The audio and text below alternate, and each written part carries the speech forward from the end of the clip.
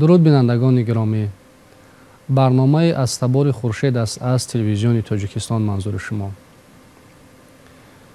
امروز در این برنامه سخن اطراف نقش ادبیات می رود در بلند برداشتن ذوق استتیکی شخص، غنی گردانیدن جهان معنوی انسان و همچنین در جامعه مدنی نقش مؤثر داشتن ادبیات و همزمان در خصوص اشخاص حرف میزنیم که نقش آنها در ادبیات خیلی ماندگار است، یعنی آنها در همین راستا، یعنی بلند بردن ذوق استتیکی جامعه، جهان معنوی، تربیت انسان کامل و مدنی گردانیدن جامعه نقش بسیار برجا و برجسته گذاشتند. امروز حکومت مملکت به ساحه ادبیات عموماً به علم و دانش توجه ویژه ظاهر میکنند و شخصیتی که امروز ما اطراف کار و پیکار او، ایجاد او و شخصیت او صحبت میکنیم، نویسنده معروف تاجیک سیف رحمزاده افردی است. از توجه مخصوصاً پیشوای ملت محترم امام علی رحمان با ادبیات با اهل ادب حرف زدیم. همانا چند کتابی که چند جلد نوی که از آثار سیف رحمزاده افردی به تب رسیدند و در نزد ما هستند، از با دستور پیوسته پیشوای معظم ملت و از حساب مبلغ‌های فاند ذخیره پرزیدنت جمهوری تاجیکستان به تب رسیدند که این نمونه برجسته توجه رهبریت دولت و حکومت به اهل ادب و ادبیات می باشد. همزمان واخوری و ملاقات‌های دائمیشان با اهل زیان از آن گواهی می‌دهند که پیشوای ملت به این ساحه همیشه توجه اظهار می‌کنند. امروز باشد در صحبت ما اشتراک دارند عبدالقادر رحیم، شاعر، نویسنده و روزنامه‌نگار سرشناس، نویسنده خلقی تاجیکستان عبدالحمید صمد و عمر سفر، دکتر علم‌های فیلولوژی پروفسور. چون سخن از توجه رهبریت دولت و حکومت به ادبیات رفت، باید صحبت را در همین خصوص آغاز ببخشیم که پیشوای ملت محترم امام علی رحمان شخصاً به ادبیات، به رشد ادبیات توجه ظاهر میکنند و نقش ادبیات را در جامعه مدنی خیلی مؤثر و مهم میدانند.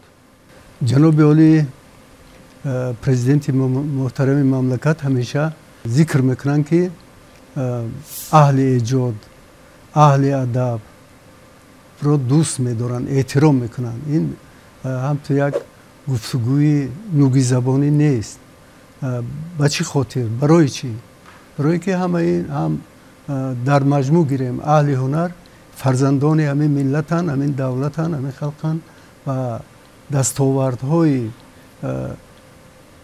تمام دستاوردهای یا مملکت صاحب استقلال در راه سازندگی، در راه بنیادکاری، در راه رسیدن از یک زینه به زینه دیگری ترقیات، همه این رو در این یا آن شکلی ادبی هنری ترنم میکنن. بله.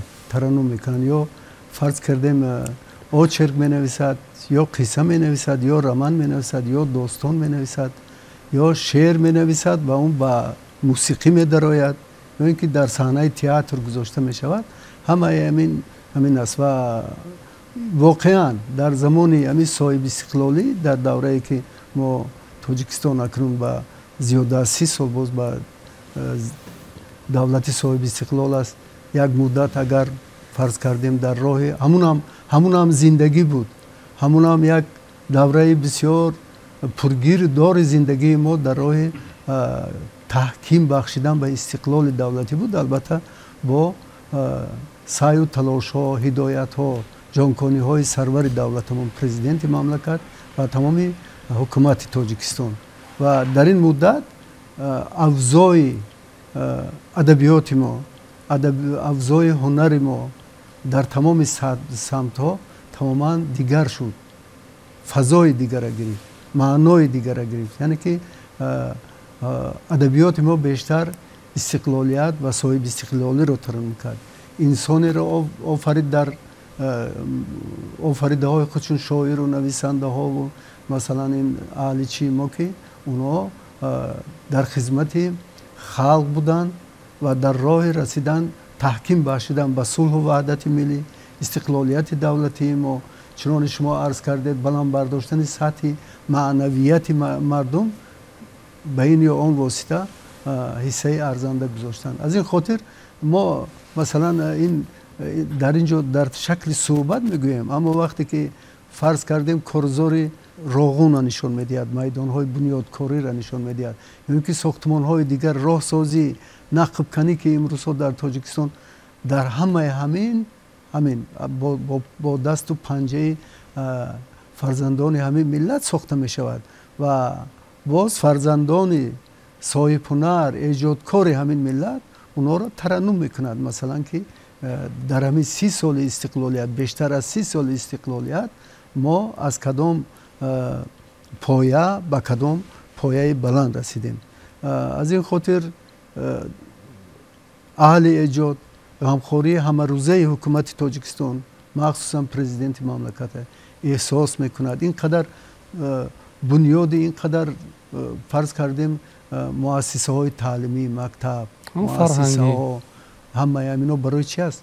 همین در پایتخت اینقدر لباس خودش دیگر کردن، مثلا در یک فاصله چی با طور افسانوی دیگر شدن، مثلا شهر و دهات و ناحیه های ما، ولایت های ما، مخصوصا پایتخت ما در پیش نظر ما، همه همین از همون غمخوری ها است. و البته اهل سخن، اهل ایجاد، اهل هنر در این مرحله وظیفه دار است که همه این رو در آثار خودش تجسم نماید.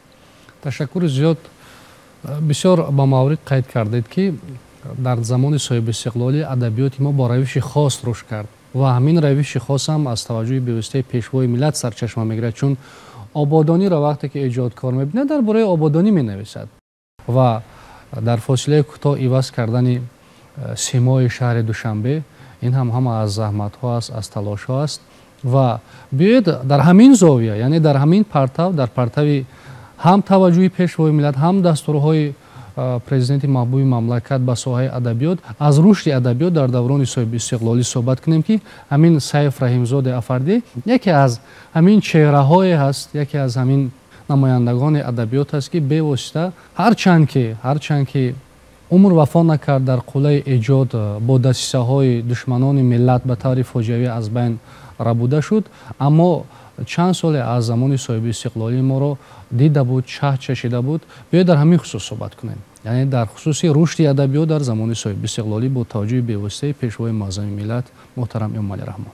اول اینکه ادبیات سطح اندیشگی یک ملت را تجسم میکنند و هر چی که در جامعه میگذرد باید که در یک مرزی داشته باشه که در اون مرز خود را نشان دهد. همین مرزی که تمامی حسن و خوب یک جامعه را پیشرفت و کمالش را نشان میدهد، بدون شک این ادبیات است. ادبیات ما در دوران استقلال واقعا هم خب اول اینکه با وجود اون که ما مشکلات زیادی داشتیم، ولی باز هم نویسندگان با قریحه ما بودن که همه این مشکلات را به دوش گرفتن و تا آنجا که توانستن روزگار ما را، روند زندگی ما را، کانون زندگی ما را با تمام زیبایی هایش، با تمام مشکلاتش خب در آثار خود تصویر کردن، بازتاب دادن.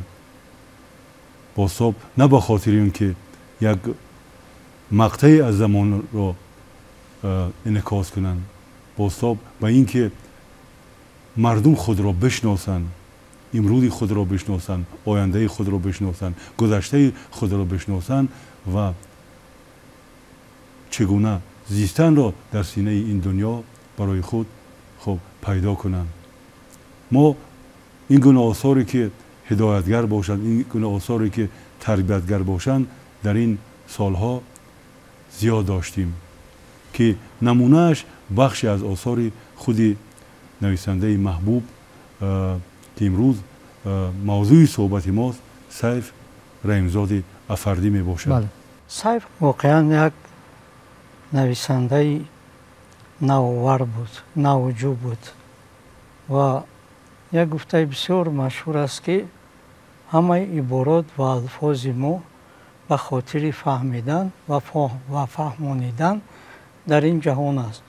барои дарки сайф бояд ба хади асарҳои ӯ бояд муроҷиат кунем. на ҳар кас нависандаро дарк мекунад. дар шеър метавонем масалан як умумӣ бигӯем, масалан рафти ӯ рафтани умр овози по надорад, дӯш аз барам чу рафтӣ огаҳ нагаштам оре, рафти ӯ рафтани умр овози по надорад. дар шеър ин гуна ифода мумкин аст, вале дар наср намешавад ки хонандаро ба як тахаюли зебо фиреб кунӣ. сайф ҳар он чӣ ки менавишт тамоми расму оини миллии моро ва тарзи зиндагии моро бисёр хуб омӯхта буд ва ҳамин гуна нав медид ва худаш ҳам мегуфт ки ман дунёро ба таври худ дидан мехоҳам, дигар кардан мехоҳам ва дар рӯзгораш ҳам ҳамин гуна буд.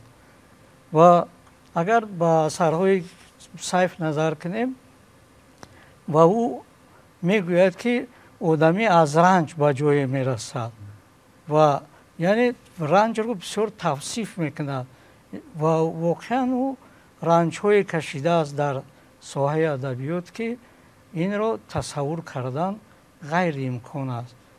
ман дар хонаи ӯ чандин маротиба будам ва як одати бисёр хубе дошт ки агар дар роҳ медид мегирид ҳатман аз дасташ дигар халосӣ надошт, бояд ки хонааш мебурд ва ман дар ҳамон хонаи эҷодии ӯ ки ворид шудам дидам ки ҳамин хел мех задагӣ дар деворҳо ва варақҳо як ҷумла аст ё ду ҷумла аст навишта шудааст ва баъд медидам ки он ҷумлаҳо дар китобҳояш роҳ меёбанд. яъне ин пайдо мешавад, ҳамон андеша ҳамон лаҳза қайд мекунад, менависад. ин лабораторияи эҷодии сайф буд ва сайф нависандагиро ба хотири масалан шӯҳрат, унвон касб накарда буд. як вақте ки раиси кино буд, ман ворид шудам наздаш ва як аз дур хест ва қоҳ зада ханда омад ва баъд шиштем ва гуфт ки ту фалон нависандаро чӣ гуфтӣ? гуфтам бовар ки сайф ҳеҷ дар хотир надорам. гуфтам мурод чӣ аст? хай ба ӯ аброри зоҳир нақл кардааст ки як нависанда омадааст, гуфтааст ки ман ҳамин роҳи мукофотгириро ёфтам, ҳатто нобелро ба осонӣ ба даст гирифтан мумкин будааст. баъзе дастурҳо ва супоришҳо аст, ҳамонро иҷро мекунӣ, лавреати мукофоти нобел мешавӣ. дар ҳамон лаҳза ман гуфтастам ки дуруст, мукофотгирӣ осон аст, нависанда шудан мушкил аст. ва сайф гуфт ки натарсидӣ ки меранҷад? гуфтам хай ҳақиқат аст, омади гап гуфтем. яъне сайф ба хотири мукофот эҷод намекард, ба хотири шӯҳрат эҷод намекард, ба ҳамаи чиз назарногирона менигарист ки барои ӯ эътибор надошт. на мукофот, ҳатто ӯ ба ҳамон як асараш, ҳамон ситораи сари танӯр метавонист ки барои ӯ мукофот ё ҷоизаи давлатии Тоҷикистон ба номи Абу-Абдуллои Рӯдакиро бидиҳад, вале ӯ ягон хел талошам накард. ӯ фақат барои эҷод машғул буд ва ҳамин барандаи ҷоизаи давлатӣ шуданашам баъди марг шуд. баъди маргаш додам ба эҷодиёташ. яъне мо агар мехоҳем сайфро бишносем, ба навиштаҳояш бояд рӯ биёрем.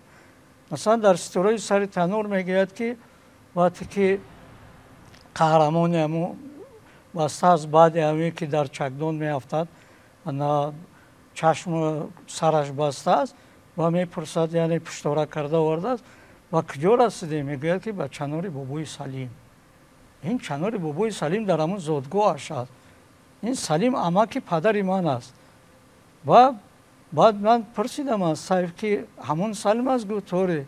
яъне ҳамаи қаҳрамонҳо зинда аст, худашонро мешиносад ва тасвирҳои бисёр зебо дорад ки хеле ифода дид. гуфтам ҳар кас надорад нависанда.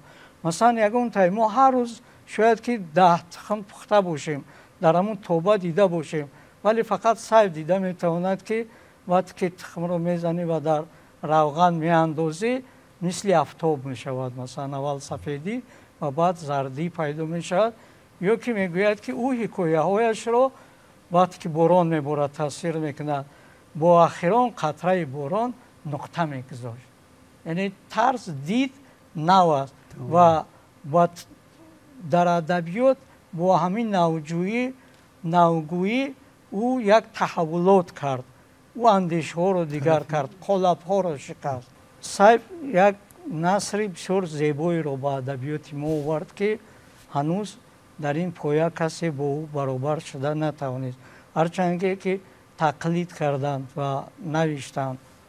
ва вақте ки сайф соли 1993 ҳамон филми Ситораи сари танӯрашро ба Кан бурд ва аз он ҷо баргашт, ман дар рӯзномаи Ҷумҳурият кор мекардам.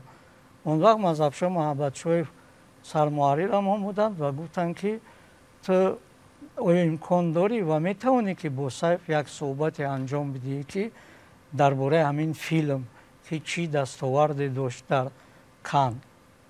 хуб ман рафтам, вале Сайф аслан ин чизҳоро хиш надошт ки ӯ тарғиб шавад, васф шавад ва бе бас қалам ва бе дафтар рафтам ва баъд сари як пиёла чой суҳбат кардем, саволҳоро додам. фақат дар он ҷо аз рӯи назарияи журналистика ман бояд ба хотираи худам такя мекардам, яъне ҳар саволе ки медиҳам бояд ҷавобашро дар хотирам нигоҳ бидорам, чунки ӯ бояд нафаҳмад ки ман барои рӯзнома суҳбат дорам. ва ман ҳамин корро кардам соли 1993 ва омадам бо номи Иқрор як мақола навиштам ва оғози ҳамин мақола ҳамин хел буд: ман навиштан наметавонам, ман навиштан наметавонам, оре навиштан наметавонам, дар бораи Сайф навиштан наметавонам. чаро? чунки Сайф дар навиштаҳо намегунҷад, дар гуфтаҳо намегунҷад. яъне Сайф нависандае аст ки воқеан дар гуфтаҳо ва навиштаҳо намегунҷад. агар Сайфро мехоҳем биҷӯем, бояд аз эҷодаш, аз он асарҳояш бояд ӯро ҷустуҷӯ кунем, чунки ӯ зебоиро бисёр дӯст медошт ва зебоиро тасвир карда метавонист. як вақт соли 1991 вақте ки ду шеъри ман дар рӯзномаи Ҷавонони Тоҷикистон ва Комсомоли Тоҷикистон ба таб расид ва як байташ ҳамин хел буд: ин сояи хиёли ман аст, ин фаришта нест, ин он нигоҳи гумшудаи ришта ришта нест. ва баъд Сайф ба ман гуфт ки ту ҳамин сояи хаёла дида метавонӣ?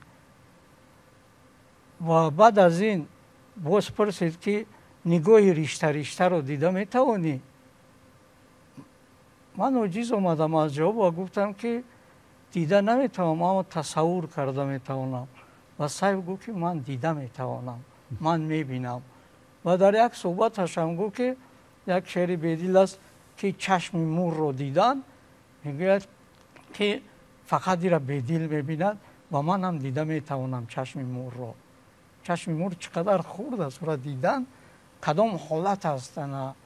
ва ё дар ҳамон филм вақте ки дар Ситораи сари танӯр чӣ гуна зебоиҳое ки ҳамамон аз наздаш мегзарем ва намебинем. ҳатто ӯ дар ҳамон шишаи ҳамон чароғ обро мегирад ва ғӯкҳоро ҷо мекунад. яъне ғӯк ҳам зебо аст, ҳамон шиша ҳам зебо аст, об ҳам зебо аст ва сангкорро нишон медиҳад. яъне мо бояд ба ҳамин мавҷудоти зинда ва ё табиате ки ҳаст бояд ба нигоҳи дигар бенигарем, бояд дигар хел баҳо бидиҳем, дӯст бидорем ин кишварамонро. албатта нависанда ошкоро намегӯяд ки ватанатро дӯст бидор ё ки забонатро, зебоиҳои диёратро, вале тавонистам ин чиза ва пок буд ва покиро тараннум кард. вақте ки ин филм нахустин намоишашро ман тамошо кардам ва аз ӯ гуфтам ки ман чӣ фаҳмидӣ? гуфтам ки ман дар хусуси фаҳмиш сухан намекунам, вале фикр кардам ки хеле пок шудам, хеле таровидам ҳамон. ва гуфт ки муроди манам ҳамин буд. ва дар ҳамон суҳбати соли 1993 ман суол кардам ки чаро масалан дар Ситораҳои сари танӯр хуб қаҳрамон дигар ном дорад ва дар филм نوشینم داره دختر استاد عبدالامین صمد هستند و گفت که باید درک کنی که با کودک با نام دیگر مراجعت کردن هم مشکل است و هم قبول کردن نمیتواند که اون نام قهرمان را بگیرد. هیچ فرق ندارد نام ها، اصل مقصد است، یعنی نام یا که واژه نیست. غایه نگاه داشته شود. داستانگونه چیزی آفریدن که سر و نوگ واقعی مانند داشته باشد کار صاف هنری است که من هیچ رغبتش را ندارم. درست است که اینجا هم صوف دارد، بیداری و برخواستن دارد، خواهش سرتراشی پدر و رد کردن پسر را دارد، بدفعلی و نافرمان برداری دارد، گوشکشی ها و توبه دادن ها دارد، ولی این نه به خاطر دیگران است. این زندگی من است و من می توانم از هجومیات‌ها و هیجان‌های خدمت کرده و پیشین خود را بگریزانم و گاهی هم میل سپاس و احترام گذاری به گذشتگان بزرگوار نرم خوب و شاعر پیشه و خیالاتی می کند. خدا مرا از استهزا و کمشوری گذشتگان پناه دارد. هیچ این گونه هدف نداشتم، ولی احساس می کنم بدخویی پیشینه در من دیگر بار زنده می شود و به بی‌حرمتی و بی‌اعتباری و ناپسندی و خنده می کشیدم.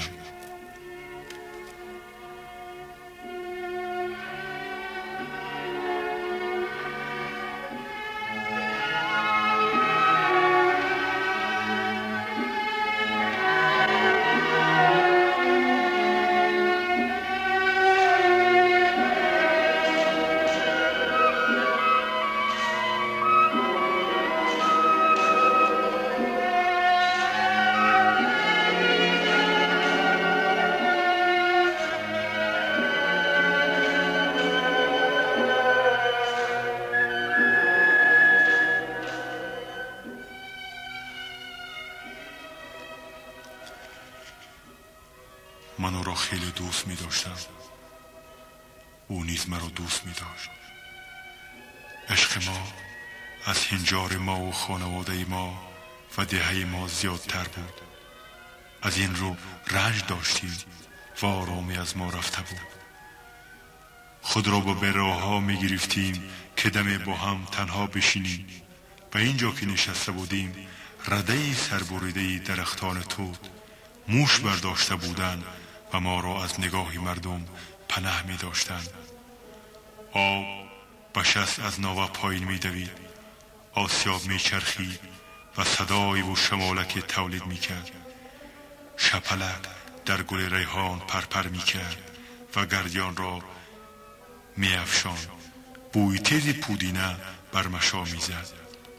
تعفونی سیهلای از مرداب پایین آسیاب می خیست و با شمالک نوزاد می آمیزید. چنگیاب می آمد و می زد بر روی او و من، روی تفسیده و تبالود ما را خنک می کرد. من او را دوست می داشتم و او مرا دوست می داشت و ما از این محبت خوب ناآرام بودیم.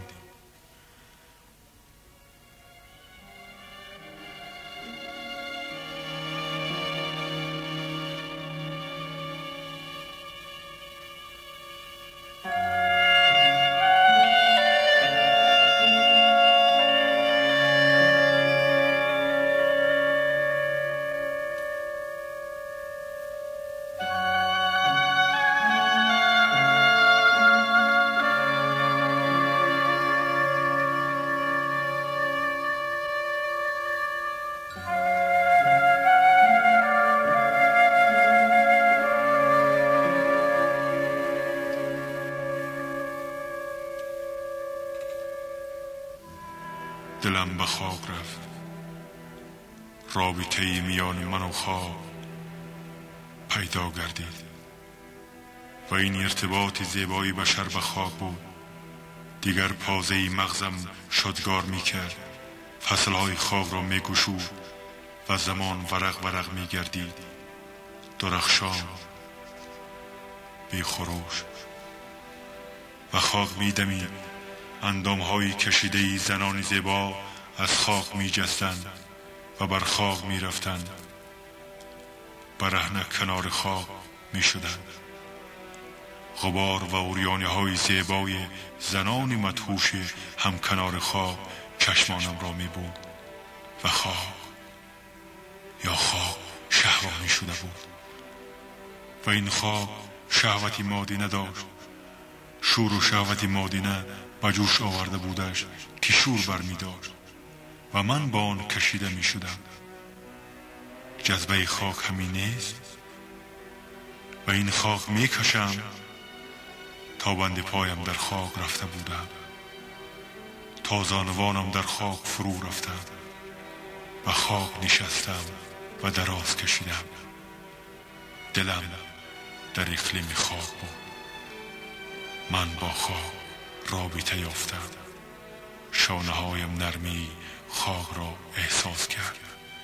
جذب شده بودم، اسیر خاک شده بودم. جنبشی ماه دختران خاکی را می شنیدم. پریان خاک آغوشم گرفتند.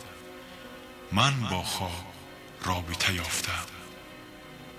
رابطه ای بشر با خاک همین نیست؟ مگر این خاک مرگ دارد؟ نه، رابطه شهوت را با خاک شناختم. رابطه از عشق و شور و شوق و اشتیاق احساس می کنم. رابطه زیبایی با خاک از این. من این خاک را دوست داشتم. من این خاک را دوست می دارم. من اکنون می فهمم آغوش خاک چه لذتی به مؤمنان می دهد که به سوی آن همواره در حال جذب و کشیشند و چرا به شور و همهمه و هیاهو و دغدغه یازیده و لمیده بر تخت سرسری دوش دیگران آدمی زادگان به خاک می روند و به خاک انجمن می کنند. چه انجمنی زیبایی است جمع خاک و خاکی ها. من در انجمن زیبایی های خاک حضور دارم. من راز خاک را می گشایم. من فطرت خاک را کشف می کنم و با فطرت خاک سریشته می شوم. من دیگر از خاک نمی ترسم. من دیگر از خاک نمی ترسم و دیگر هوسی سوختن و خاکستر شدن و در کوزه ریختن و بعد دفن شدن نمی کنم. من دیگر از خاک نمی ترسم.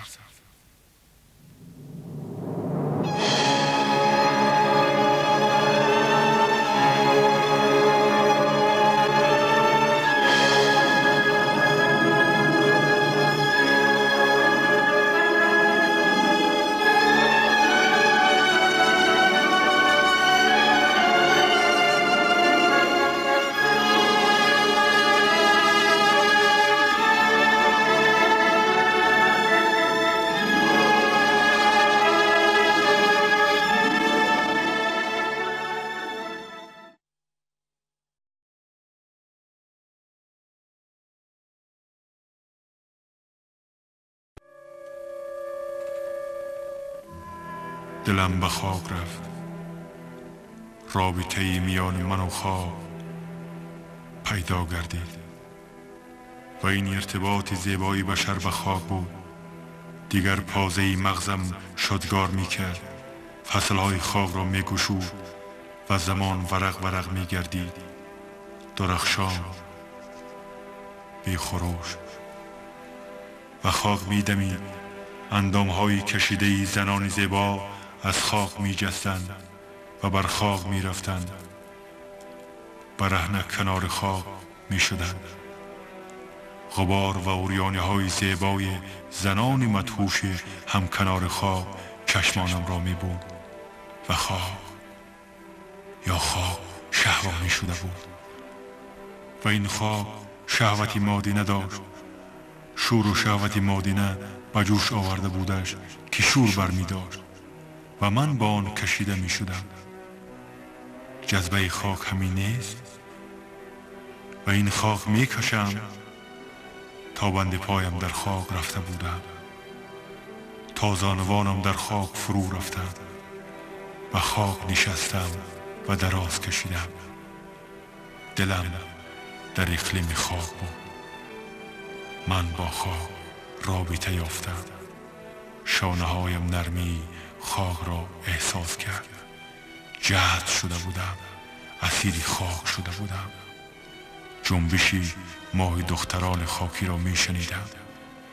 پریان خاک آغوشم گرفتند. من با خاک رابطه یافتم. رابطه ای بشر با خاک همین نیست؟ مگر این خاک مرگ دارد؟ نه، رابطه شهوت را با خاک شناختم. رابطه از عشق و شور و شوق و اشتیاق احساس می کنم. رابطه زیبایی با خاک از این. من این خاک را دوست داشتم. من این خاک را دوست می دارم. من اکنون می فهمم آغوش خاک چه لذتی به مؤمنان می دهد که به سوی آن همواره در حال جذب و کشیشند. و چرا به شور و همهمه و هیاهو و دغدغه یازیده و لمیده بر تخت سرسری دوش دیگران آدمی زادگان به خاک می روند و به خاک انجمن می کنند. چه انجمنی زیبایی است جمع خاک و خاکی ها. من در انجمن زیبایی های خاک حضور دارم. من راز خاک را می گشایم. من فطرت خاک را کشف می کنم و به فطرت خاک سریشته می شوم. من دیگر از خاک نمی ترسم. من دیگر از خاک نمی ترسم و دیگر هوسی سوختن و خاکستر شدن و در کوزه ریختن و بعد دفن شدن نمی کنم. من دیگر از خاک نمی ترسم. خب تا جایی که از آثار سیف رحیمزاد شناسا هستم، همین بسیار منقدان و محققان هم برای نظرند که با واقعیت زندگی از نگاه فلسفی نظر می انداخت و این در اثرهای اونیز، در ایجاد اونیز بر معلا روشن است. همین که اظهار شد که از اثرهای اونیز فیلم ها نیز برداشته شده است و همین ستاره سری تنور امروز در جامعه کی مثلا یکی از قهرمان های همین فیلم قادر را نمیشناسد؟ مثلا این به دل مردم که نزدیک است در زبان مردم می نشیند و مثلا اثرهای دیگرش، پویست های شکایش، گنجشک سفید، داغ های آفتاب، دروغ سفید، ستاره های سر تنور، اینها ایجاد هستند که واقعا خواننده را خوش‌ذوق میکنند، خواننده را میدارند که تا آخر همین متن را، همین ایجاد را بخوانند. مثلا در همین گنجشک سفید جمله اولش همین است که من اولها تنها با سایه‌ام آشنا بودم. بسیار گپ خوب است، گپ زیبا است برای خواننده. ساده است، روان است و دلنشین است. برای همین خواندن آن آدم ذوق می‌بخشد. این سخن هر کس نمیگوید. بله بله، سخن را هر کس گفتن نمیتواند. خب بیاید درباره همچون ادبیات شناس نگاه شما را درباره ایجاد سیف رحیمزاد افرده بفهمیم. من چند نکته رو گفتنی هستم که اصلا بعضی از سرچشمه از گفته های عبدالقادر میگیرد. در اینجا درباره درک گفتن، درک مشکل بودن درک سیف رحیمزاد. محمد شفیعی کدکنی وقتی که درباره ایجادیات بیدل درباره سبک هندی می نویسد میگوید که دشوار است وارد شدن به مرز اندیشه عبدالقادر بیدل. گذشته از این گرفتن اجازتنامه یا ویزا خیلی دشوار است، اما کسی که میگوید به این هدف رسید و ویزا گرفت، وارد این سرزمین شد، دیگر دلش نمیخواهد که از این سرزمین بیرون بیاید. برای من فکر میکنم که برای وارد شدن به مرز اندیشه سیف رحیم هم یک آمادگی لازم است، یک آشنایی، یک مطالعات لازم است. مطالعات و آمادگی به ادبیات، نه تنها با ادبیات خودی، نه ادبیات نیاگان، بلکه با ادبیات دیگر قوم و ملت ها باید یک آشنایی داشته باشی تا اینکه بدونی که سیف درباره چی می اندیشد، هدفش چی است، چی را می خواهد. و امروز من فکر میکنم که یکی از مسئله هایی که باید نقد ما ادبیات شناسان ما با اون توجه داشته باشند به همین شناختن سرچشمه های اندیشه های سیف رحیم است. خیلی چیزهایی هستند که خب مثال از خود او هستند ولی نکاتی هستند که بر اثر گفته های دیگران. البته اصلا ادبیات همین است که هرگز نمیشود همه چیز مثال نو باشد، همه چیز از یک نفر باشد. هر کسی یک اندیشهش آب خورده از اندیشه دیگران است و همین آب خوردگی و همین ادامت است که ادبیات می شود، ادبیات به مرز کمال می رسد. کسی که به خود جرأت داد و مثال یک کمی رنج را به خود گرفت و وارد شد، یک روز یک لحظه به اون هدفش می رسد. برای من هم مثال اول این مشکل بود که این مرد چی میخواهد، این چی گفتن میخواهد، ولی بعدها یک سرزمین های بسیار روشن برای من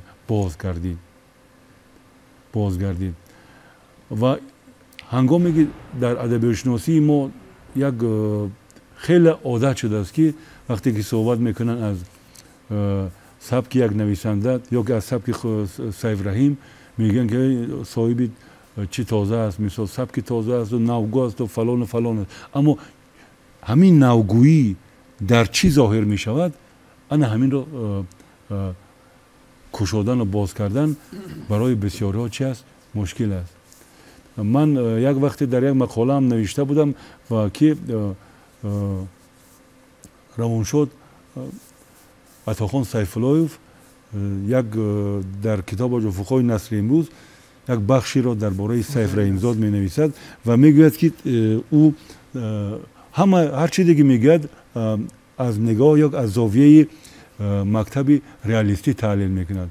حالا ما نمیگیم که مثال آنچه که سیف گفته همه این مثال ریالیسم باشد. سیف آب خورده از بسیاری از مکتب های غربی بود، مکتب هایی که در دیگر مثال هم سیوریالیسم و خب هم رمانتیزم و دیگرها، ولی همین را یافتن و مثال همین را تحقیق کردن برای بسیاری از ادبیات شناسان ما مشکل بود، چون کمتر در مثال در دوران شوروی همه تکیه فقط بیشتر به همین مکتبی چی بود؟ ریالیسم بود. این ما مثال انتقاد کردن نیستیم که این مکتبی مثال بدی بود یا اینکه رویه بدی بود، فقط زیاد توجه نمیشد.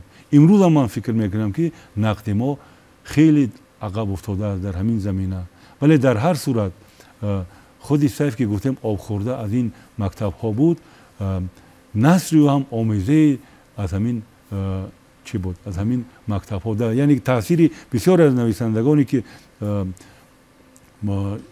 نوشتهشون مثال بر این یا آن مکتب بود در سیف دیده می شود. مثال از جمله مثال دروغ سفید و اینا کاملا یک اثر چی فراواقعی سیوریالیستی هستند.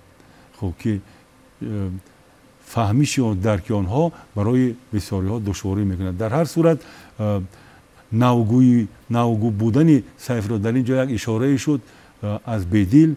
من فکر میکنم که تأثیری اندیشه بیدیل در نوشته های سیف خیلی زیاد است، مخصوصا در ساختن تصویرها، ساختن بسیار لحظات بسیار شیرینی که در این چیش هستند. ما تأثیر این را مثال obraz آفرینی یا اینکه تصویر آفرینی او را میبینیم که یک چیز یک سایه از چی است؟ از بیدیل است و از دیگر گذشتگان ما.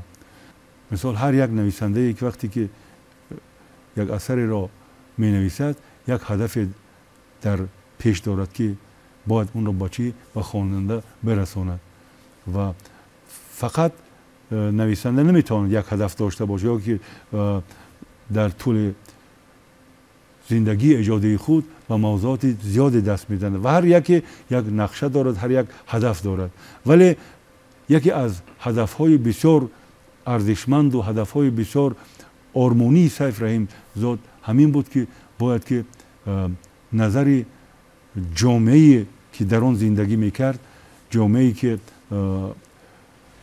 زندگی میکرد نسبت به انسان، نسبت به تقدیر انسان، آن را دگرگون سازد. اولا من همین نشری 3 جلد از جانب پرزیدنت محترم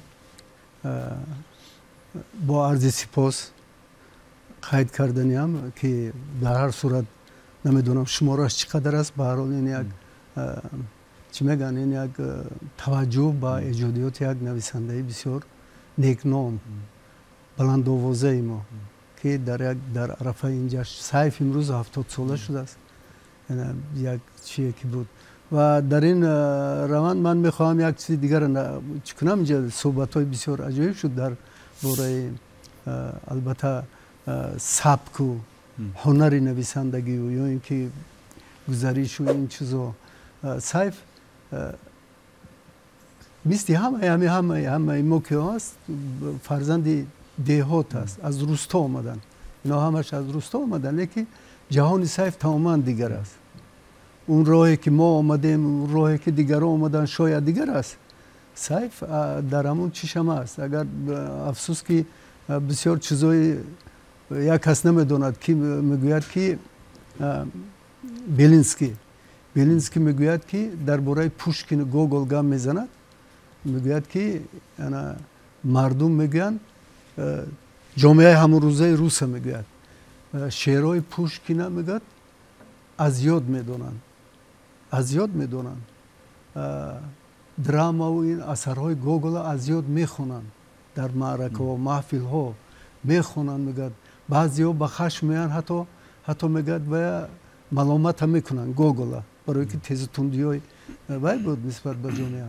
همه همین میگوید، لیکن مردم نمیدوند که نابغه ها همراه اونا زیسته ایستادن. هم پوشکین هم گوگل در بین همین مردم میزیان، همین نمیدونن. این قانون زندگی است. ادبیات 1000 ساله کلاسیکی ما هم همین است. و سیف یک راه دیگری زندگی را دارد که اون را به همین جا آورد. از مثلا ایام نورسی و از خانواده فرار کرد، رفت در ناحیه امروزه همدانی همراه هنرمندا رسامی همون خانه کینو شد. ذوق دیگر داشت و ذوقی بینیش خود.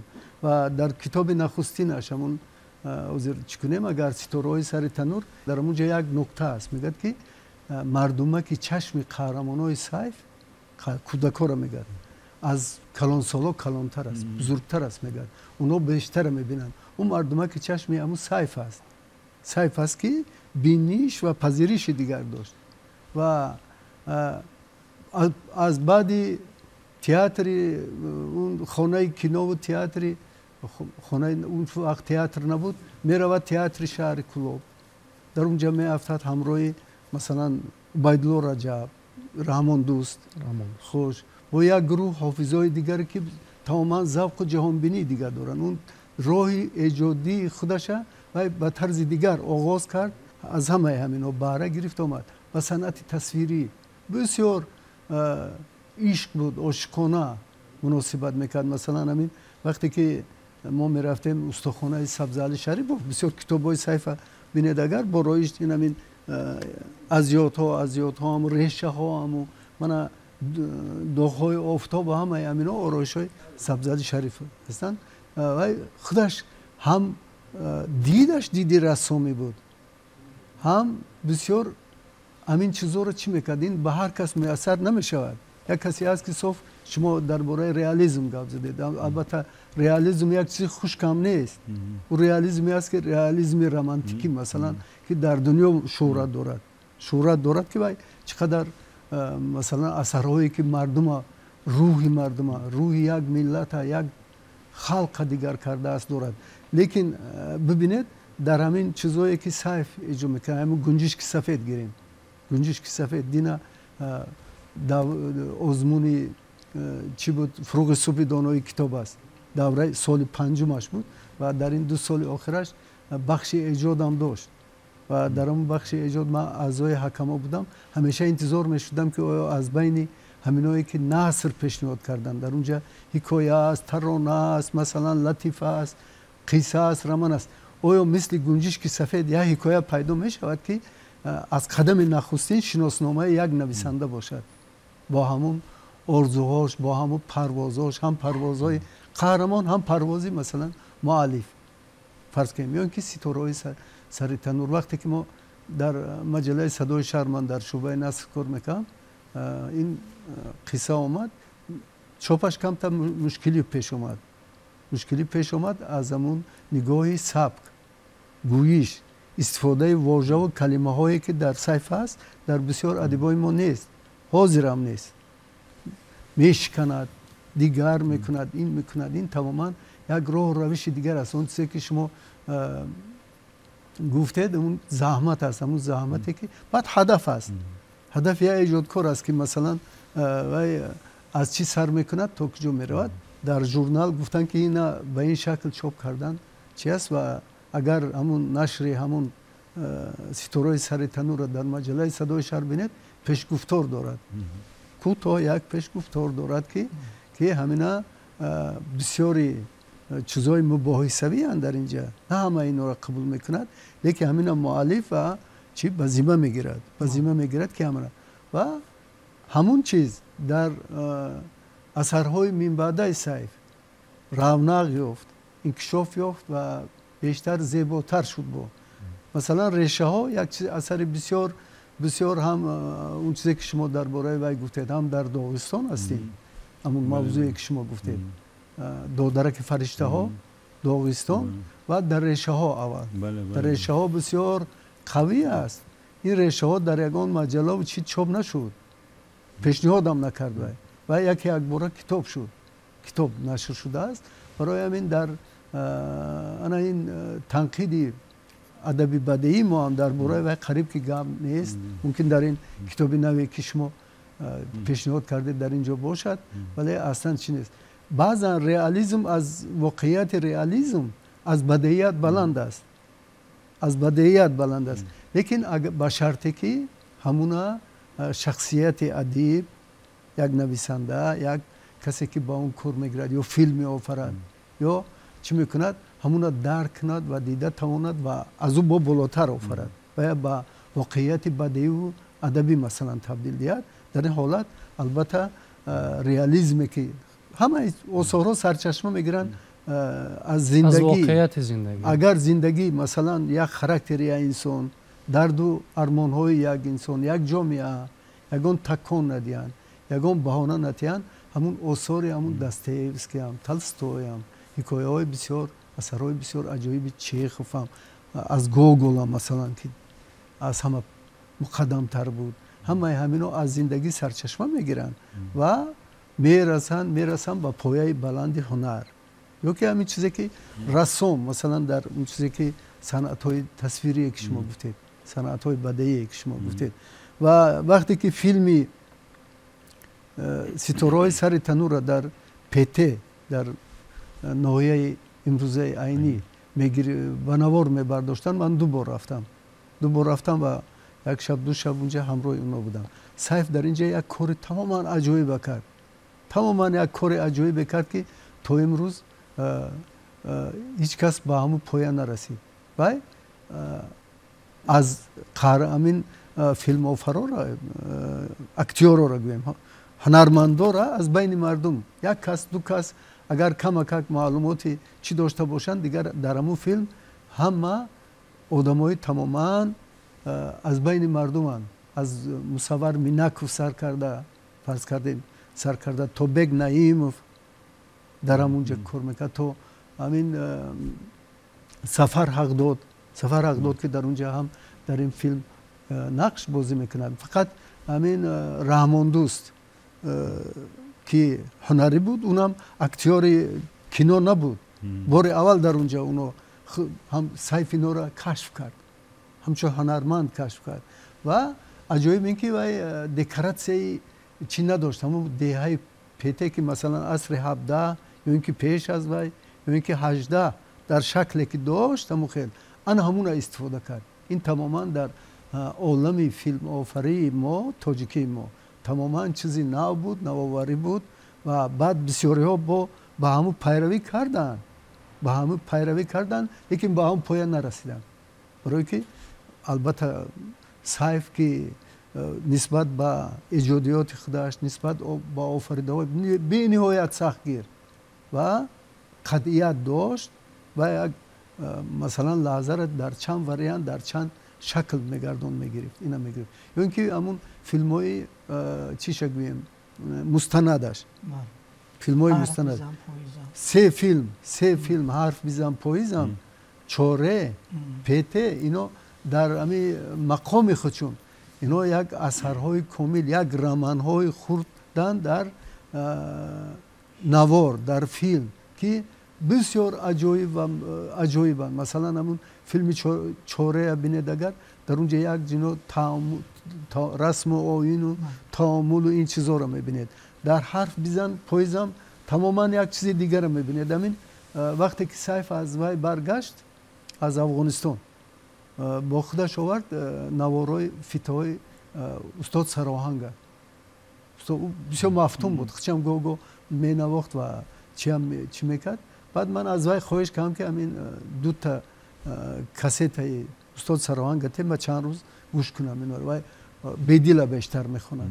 بیدیل مثلا یک سرود سراهنگ در اساس دو مصرع یا که دو بیت یا اینکه 4 بیت بیدیل 10 دقیقه میرود، آوازهای حلقی، گردش‌های حلقی عجایب دارد. بعد یک روز اومد، من گفتم که اکو اینا رو بر همون وقت شجریان کسیت‌هاش اومده بود تاجیکستان، خودش هم بعد اومد.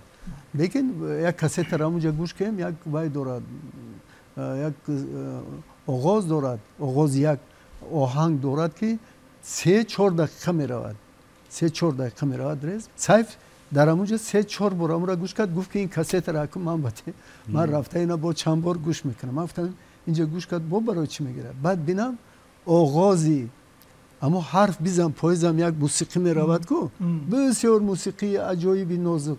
انا از همون است گرفت همونه، یعنی که اون در همه حالت در نانخوری، چایخوری، سری صحبت همیشه با ایجاد بود، در اندیشه ایجاد بود.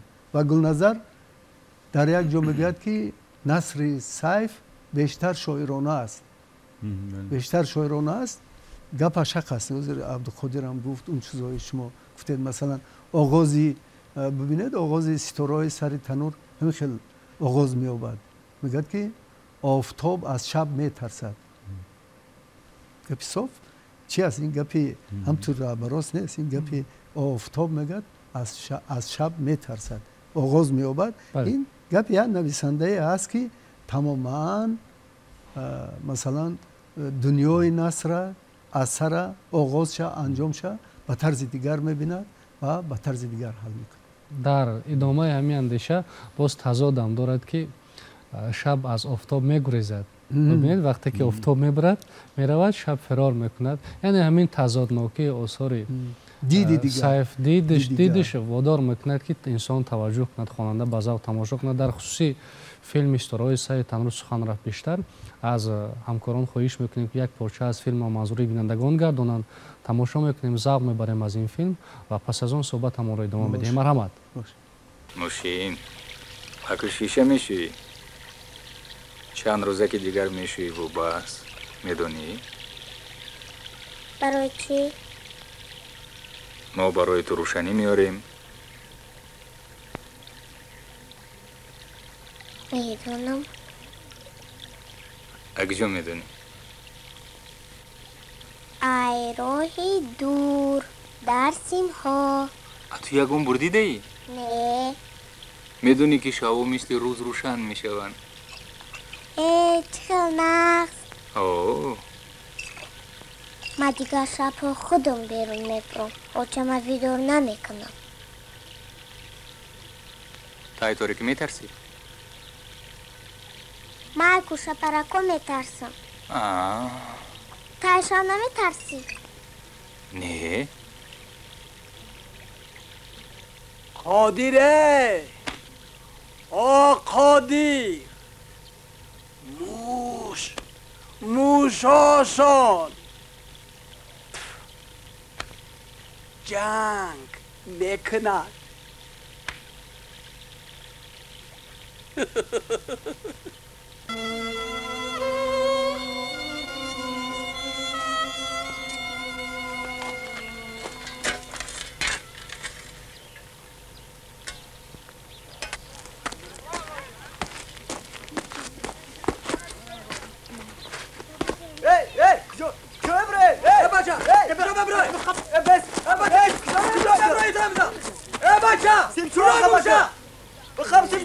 ای بچه هوشیاری یا دیوانه میافتی گردت هم میشکنیه جانی زیاد میکنم بند نکنم بند کن بند هوشت گمشه فرا دنبالم خبرسی با همینه محکم میکنه بند برامدی میمودی ای سرسیلی بابا خدا با خادیر امجا فریده میتونی فریده میتونی میتونم کبو پر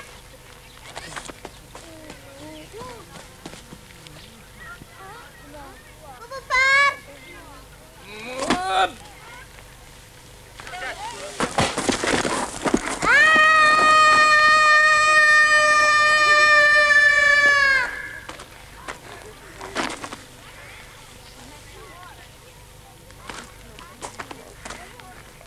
ترسیدی ها؟ ترسیدی که طاقت گم میشه ها؟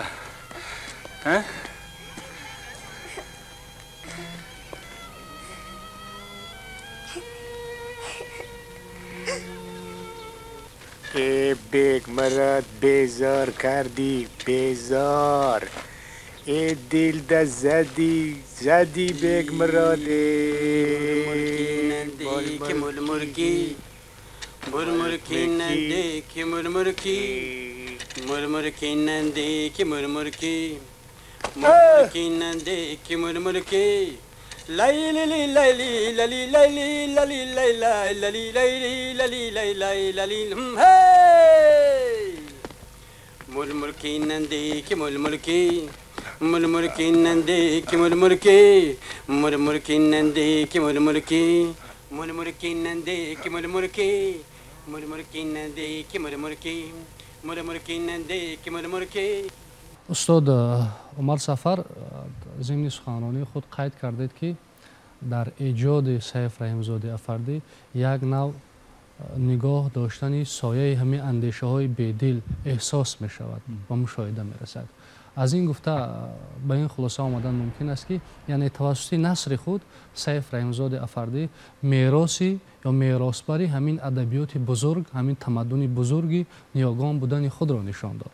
توسط همین نگاه داشتن اندیشه ها مورد که اظهار داشتید احساس می شود و واقعا همین نسل امروز نیز از همین آثاری که نیاگان ما و سیف رحیمزاده افردی باقی گذاشتند می باید که با همین دید نظر کنند و در آینده در ایجاد خود در کار خود راه اندازی کنند.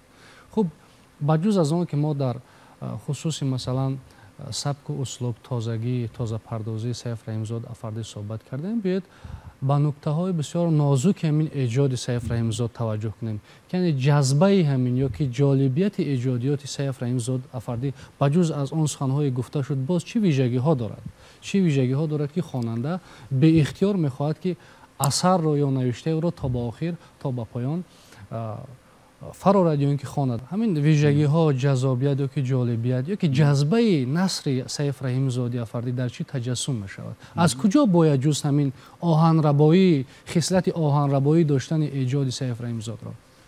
خوب سوال بسیار بجا است.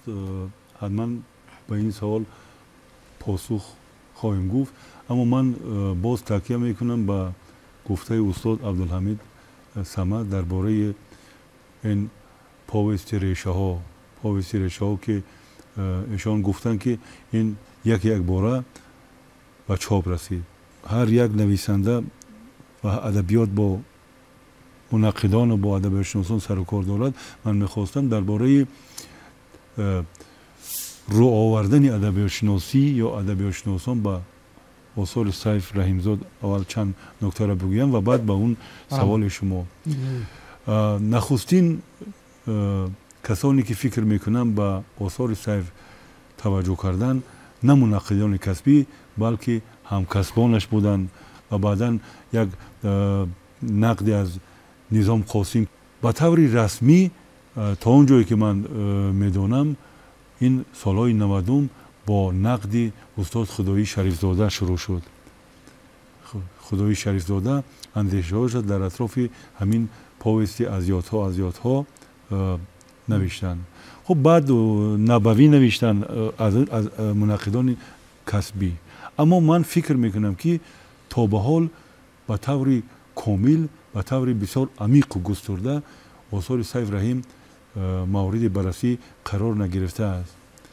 ولی درباره اون جذبه و در جذابیت کشندگی که در نثر او است، این را برای اینکه فهمیده شود، طوری که عبدالقادر گفتم و دیگرها هم تاکید کردن، باید وارد چی شد؟ وارد مرز شد، مرز اندیشه سیف رحیم.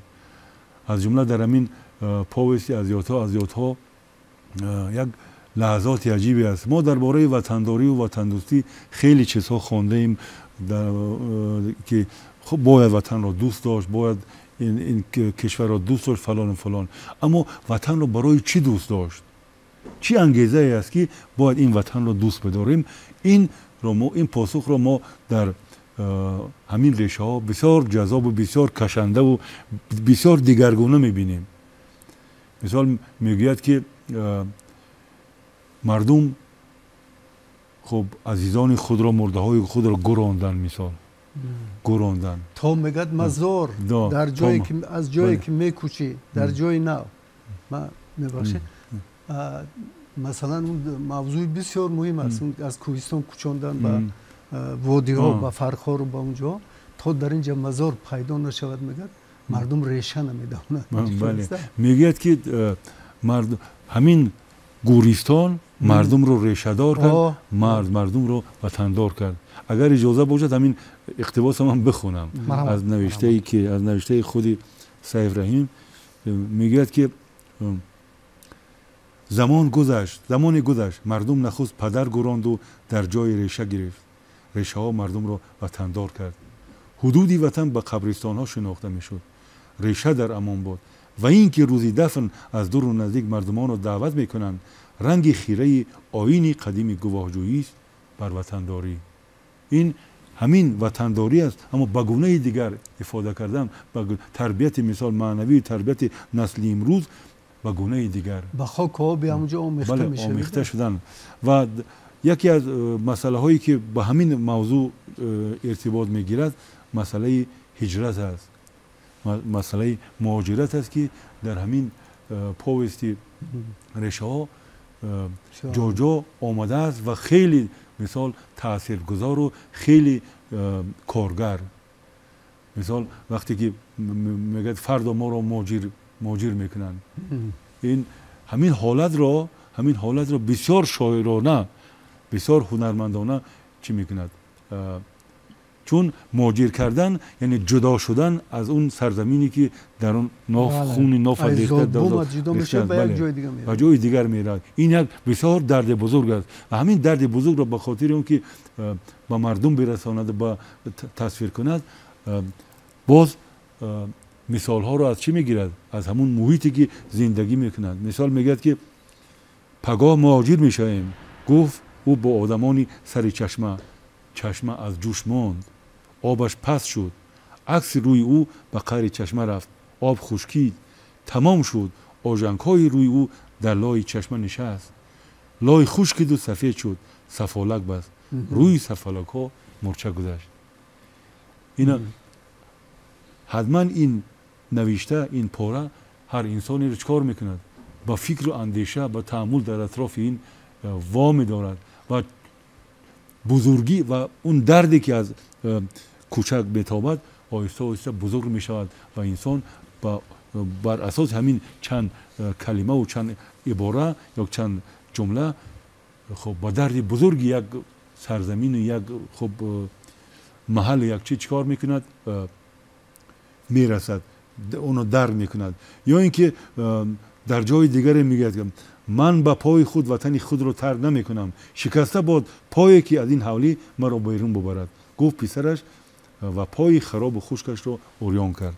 گفتیم این طرز مسئله گذاری در ادبیات ما به این گونه توصیف نبود.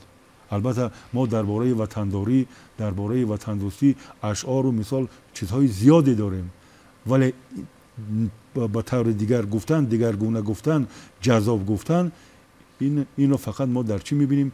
در آثار سیف میبینیم. در اون شب روزی که مسئله زبان دولتی به وجود آمده بود، یعنی زبان تاجیکی که مقام دادن در کار بود، حکایه سیف با نام روح چاپ شد.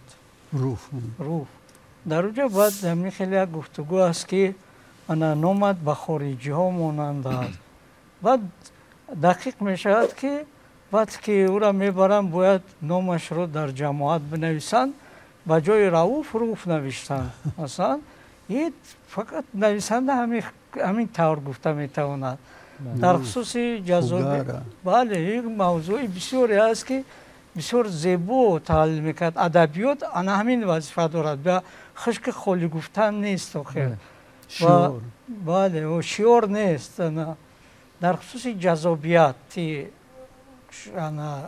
асарҳои сайф шумо пурсидед, нахуст ин ки барое ки як нависандае ки мисли сайф ба вуҷуд биёяд, сайф чиро медонед?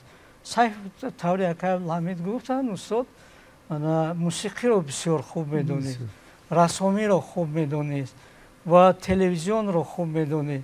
аз даврони донишҷӯишам курсош мегӯянд ки ба кино таваҷҷӯҳ дошт ва назарияи киноро мехонд, адабиёти хориҷиёро ҳам мехонд ки яъне бояд чӣ гуна кино ва баъд зиндагиро дида метавонист. яъне дид бисёр муҳим аст. равшани диҳандаи нами студия буд. дида метавонист ва ба ҳамаи ин баъд ба ҷуз ин ӯ як шахси хориқулода буд ки метавонист ки масалан вақте ки мусиқиро надонӣ, шумо масалан дар ҷумла ҳамун гармонияе ки зарур аст ба вуҷуд оварда наметавонед. фақат мусиқӣ аст ҳамун ки яъне асарҳои сайф мусиқӣ доранд. асарҳои сайф чаро масалан шоирона аст? чунки нахуст ӯ шеър менавишт. ӯ худаш дар суҳбатҳо гуфта буд ки ман нахуст шеър менавиштам ва яъне инам таъсир дорад ва шеърро хуб мефаҳмед. ба ҷуз ин ва зиндагиро хуб дарк мекард ва бубинем ки масалан дар як муддати кӯтоҳ кореро кард ки як нависанда дар 100 сол яъне 47 сол умр дид, вале дар як нависандае ки ҳатто ба истеъдод дар 100 сол ҳамин корро карда наметавонад. ӯ ба ҷуз ин ҷасорат дошт.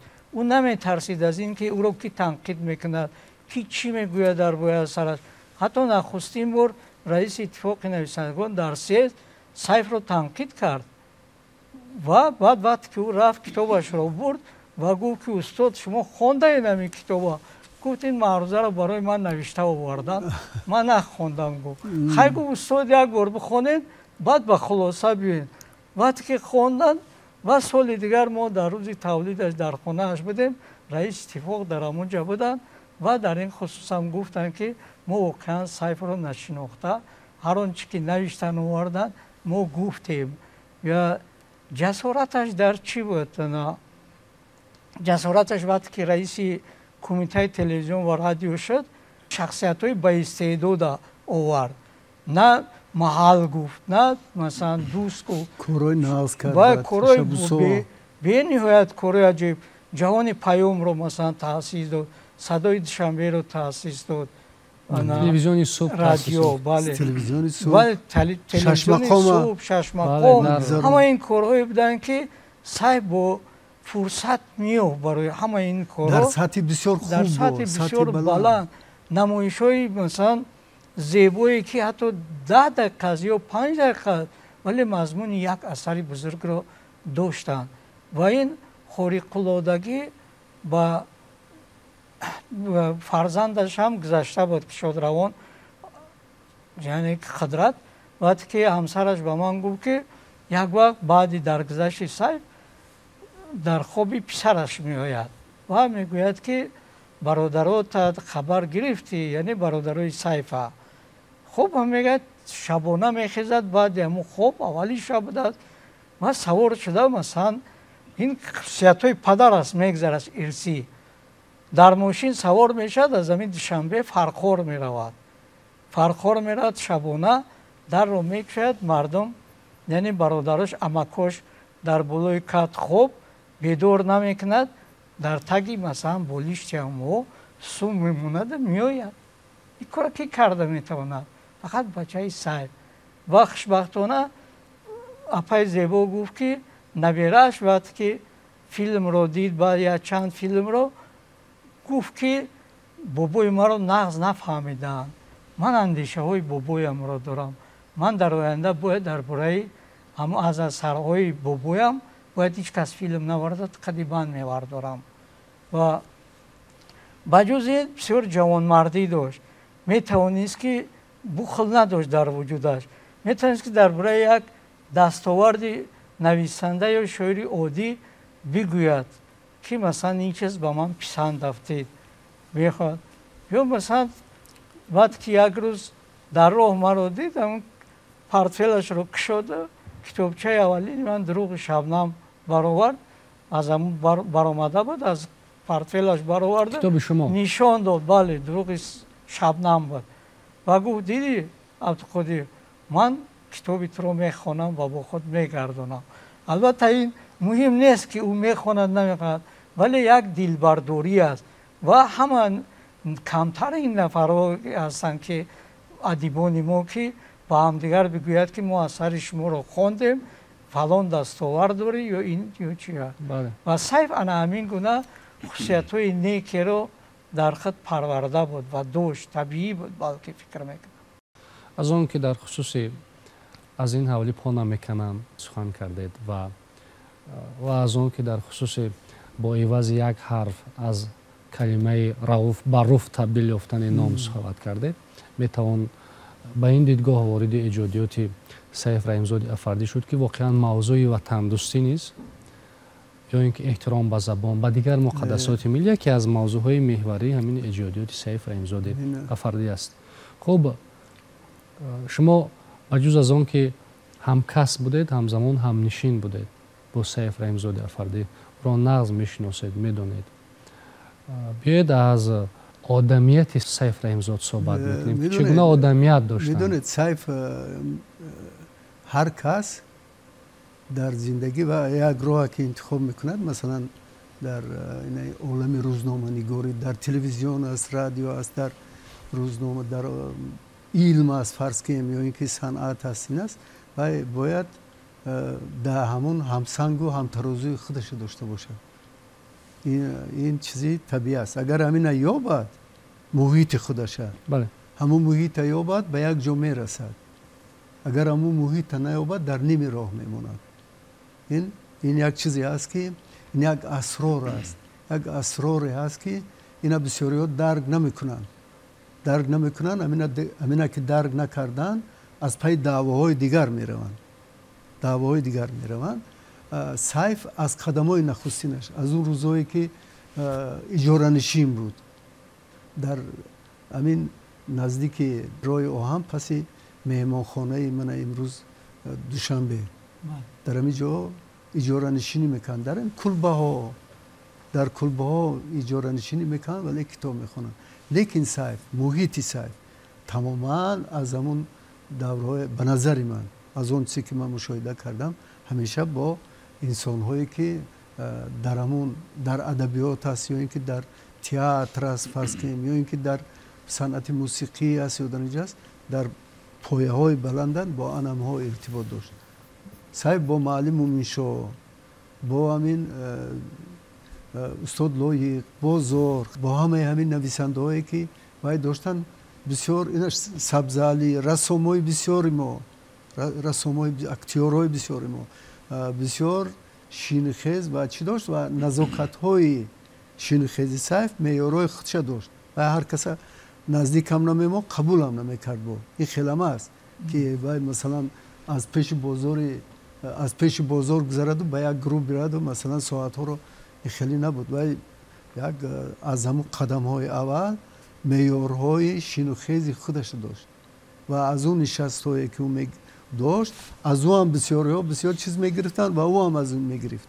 масалан бо нишастҳое ки бо Муаллим Муъминшоҳ дошт, соатҳои дароз дошт, ҳам дар бораи сруши Сталинград, ҳам дар бораи он масалан тасвиргароие ки устод Муъминшоҳ дорад, ё ин ки бозор дорад, ё ин ки дар бораи он ҳиссу ифтихоре ки дар устод Лоиқ буд, дар ино буд фарз кунем, ё ин ки Сабзалӣ масалан бибинед, ҳамин тасвирҳое ки намин дар китобҳои доғҳои офтоб асарҳои Сабзалия истифода мекунад, ҳамаи ҳамин дар ҳамун ҷо ман бо мегӯям ки вай барои эҷодиёти худаш барои чии худаш ҳамеша як чиз мегӯяд.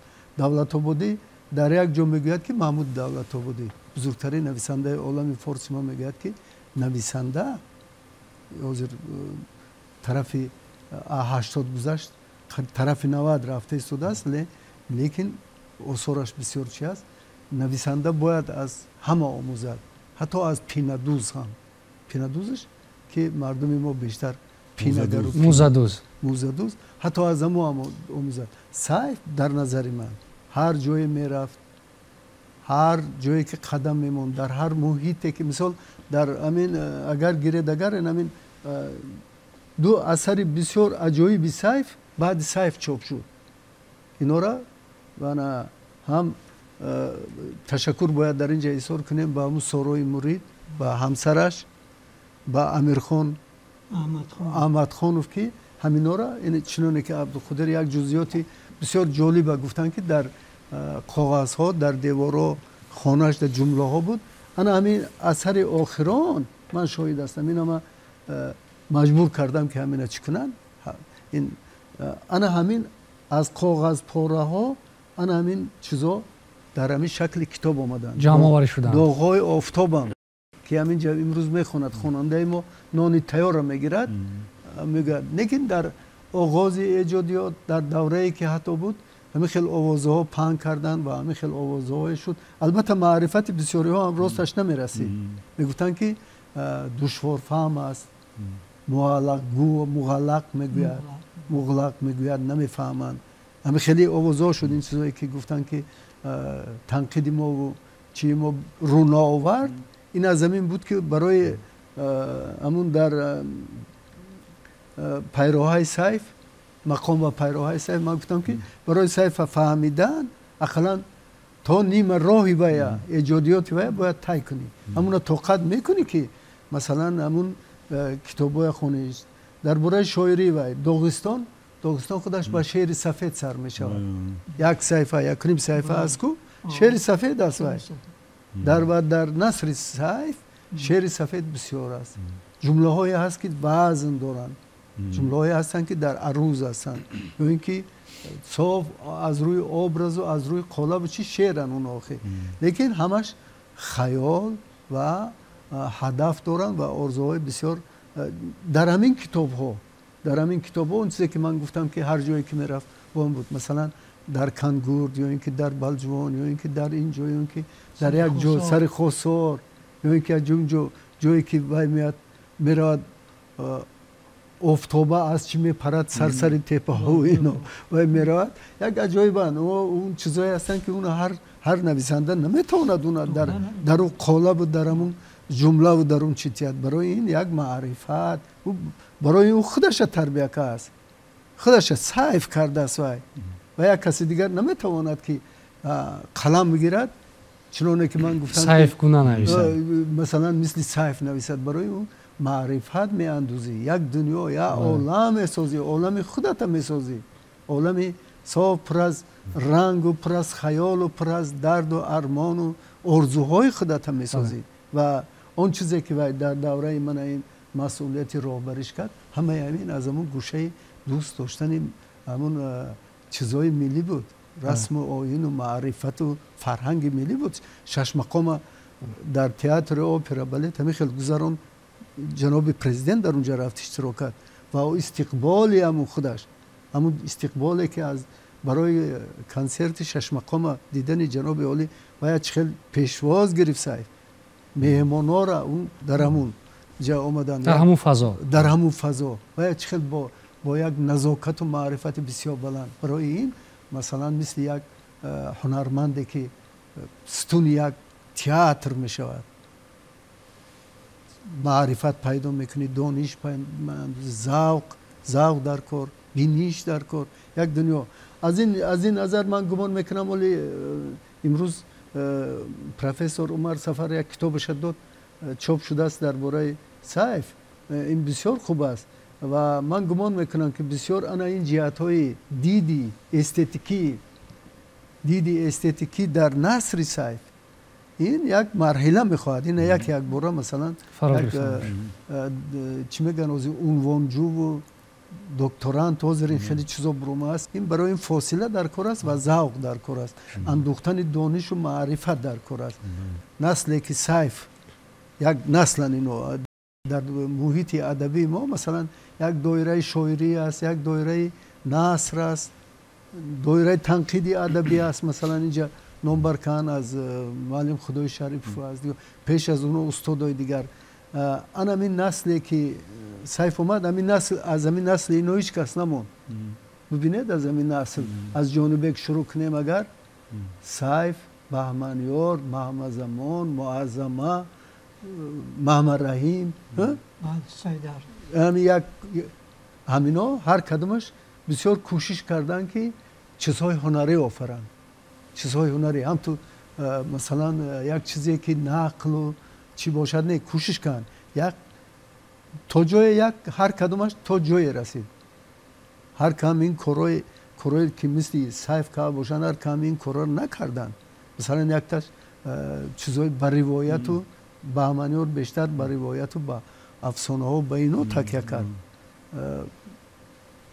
محمد زمان کوششی چی کرد مالی یک قسم کار کرد لیکن هدف همه اونا یک بود هنرمندانه آفریدن آثار در شکل حکایه است قصه است رمان است من گمان میکنم که سیف در همینجا موفق شد من همین دو کتابی همینا دوستاش تیار کردم دوستاش مخلصای ایجادیاتش دو کتابی که بسیار ارزشمندن اینو همین گلنظر با من گفت که همین چشم آفتاب هر کدومی همینا یک سیناری تیارن میتوانن که یک فیلمی بسیار زیبای شوند که عالم فیلم ما را تماما رنگین تر کنن غنی تر کنن سیف میخواست که در خصوصی زبان یک مقاله مخصوص بنویسد سیف میخواست که یک اثر دیگر درباره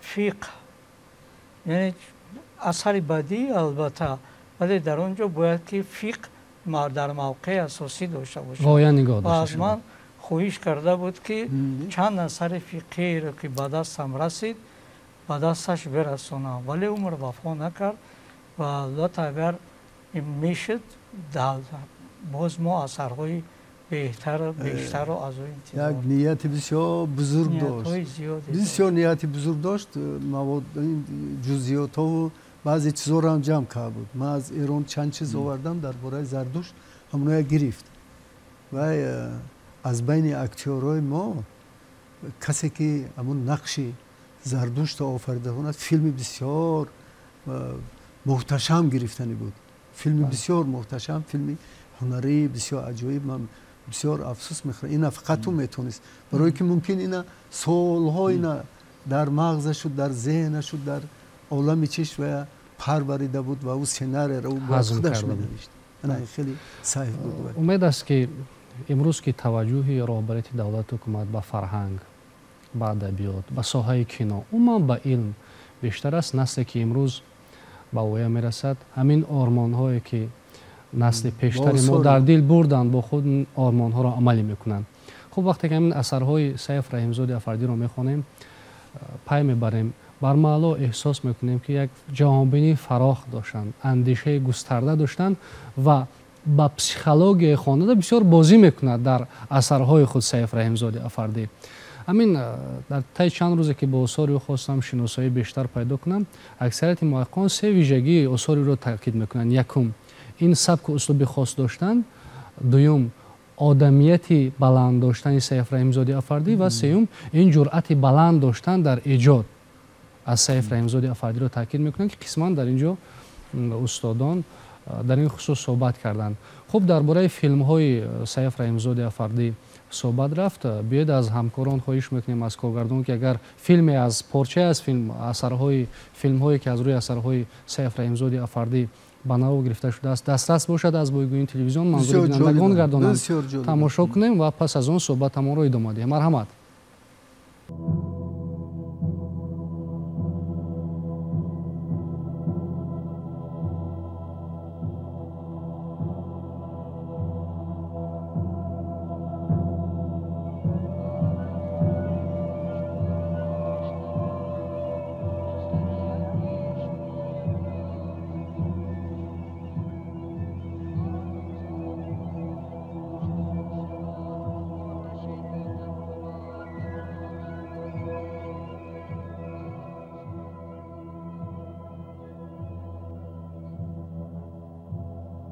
میدانم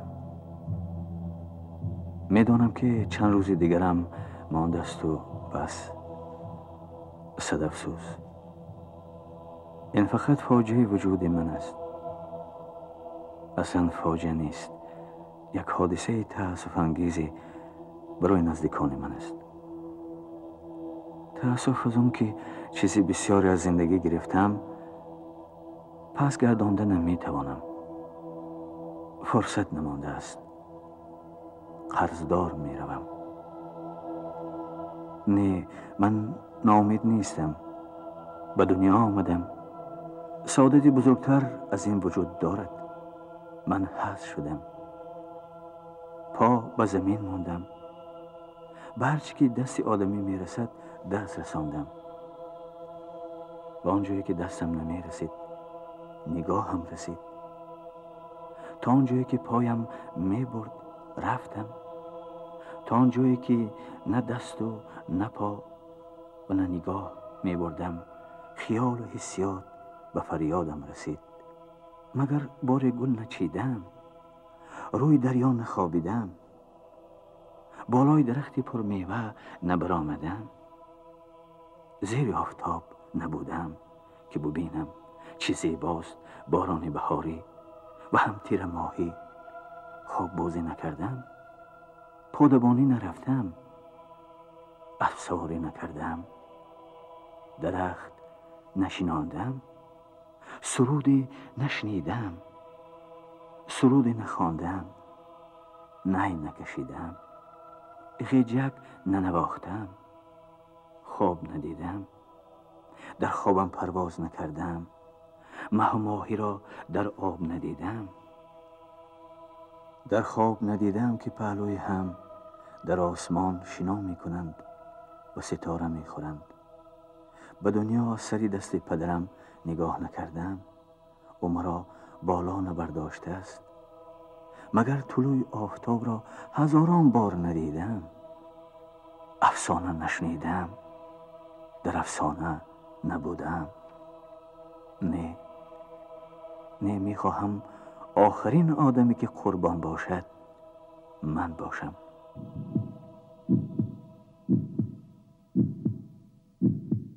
تشکر زیاد. همینجا یک چیز ذکر کردن میخواهم. همین یک کارگردان بسیار آوازدار و جوانمرد شد وی، نامور ما بختیار خدانظرف. بختیار خدانظرف که وی برنده جایزه رودکی هم شده بود. این بعد امو فیلم پدر ماهتابی یک مصاحبه داد بختیار خدانظرف. گفت که من هنگام آفریدن همین فیلم الک سیف در بین ما نبود، متاسفانه از آثار سیف رحیمزاد گفت من بسیار فراوان استفاده بردم.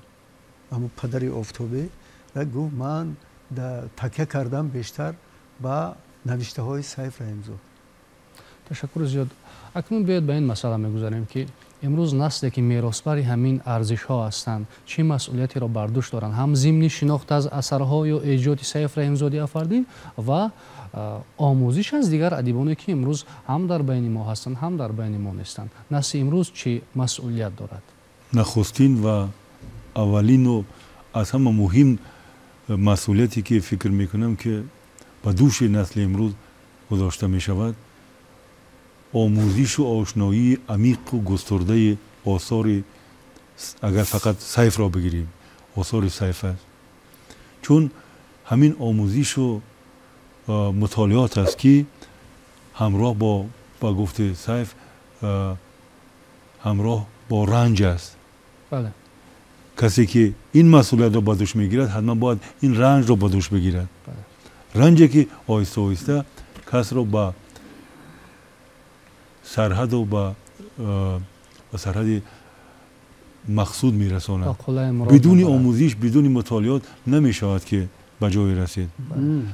و وقتی که مطالعات شروع شد آهسته آهسته با اون رگه هایی که ذهن سیف، اندیشه سیف با اون اشاره کرده بود با اون میرسد که اصلاح جامعه، اصلاح خودی، تربیت جامعه، تربیت خودی، شناخت گذشته خود، این بسیار نیرومند است این مسئله در چی در آثار سیف. خب اگر ما تا گذشته خود را نشناسیم، اگر ما تا با آثار و با خب چه بگیم که جوهر اندیشه نیاگان خود آشنا نشویم، نمیتونیم آینده خود را بسازیم. در آثار سیف این جنبه را ما بسیار نیرومند میبینیم. خب همزمان در ردیف این چند نکته دیگر را من باید بگویم با استفاده از فرصتی که در دست هست. افسوس که من مثل استاد عبدالحمید صمد و استاد عبدالقادر رحیم در زندگی هرگز شناسایی نزدیک نداشتم، حتی هرگز با او ملاقات هم نکردم. اما یک نکته است که بزرگترین ویژگی نویسندگی سیف رحیم فکر میکنم این است که به همه چیز حق زیست قائل میشد. در نوشته هایش ما با بسیار نکات، با بسیار صحنه های برمیخوریم که به نظر گویا که یک صحنه های جزئی و پیش پا افتادن، ولی بیشتر قهرمان انسان های عادی، انسان های عادی از چشم دیگران دور قهرمانی میشن. ابرمرد شرقی. دوم اینکه در ادبیات شناسی جهان یک اصطلاح هست، یک مفهوم است که ادبیات روستایی. ادبیات روستایی من فکر میکنم که ادبیات سیف در ادبیات شناسی ما مخصوصا در شناسانیدن محیط روستایی، در شناسانیدن روستا، در شناسانیدن ذهنیت روستایی، در شناسانیدن خب جهان روستا هیچ کسی با پایه سیف رحیمزاد از پهلوهای دیگر، از پهلوها و تماما چیزهای تازه. وقتی که مسائل خرد و بزرگ یک ده، یک روستا تاثیر می شوند، در ردیف آن سیف نگاه با مسائل عمومی جهانی می اندازد.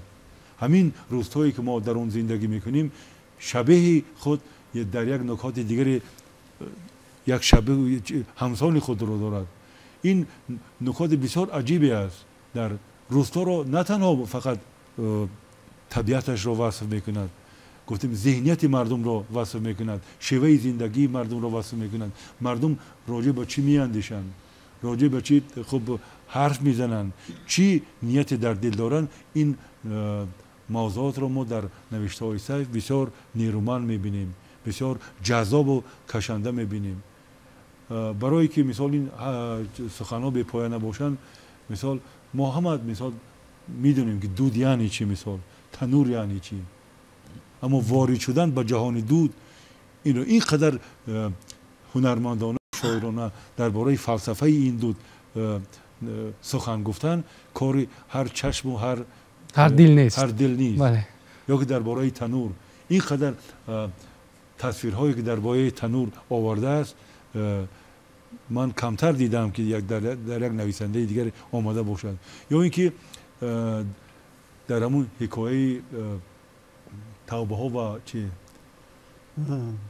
اگر رونویس داشته باشد میتواند منظور بیننده یک موضوع عجیبی است. موضوع توبه های توبه های در دولت نام کتاب من است. ترانه و توبه های ترانه توبه ها یک چیز بسیار عادی است، اما خیلی ترانه های خاک پریان. نه من ترانه و توبه میگه که وقتی که بابایش از او خواهش میکند که قهرمان من قهرمان سرش را بتراشد، من میگوید که وقتی که سر میتراشند سر باید چکار کنی؟ آب بگیری، سر باید که صابون بزنی. اون کسی که سرش را میتراشند باید سرش را خم کند.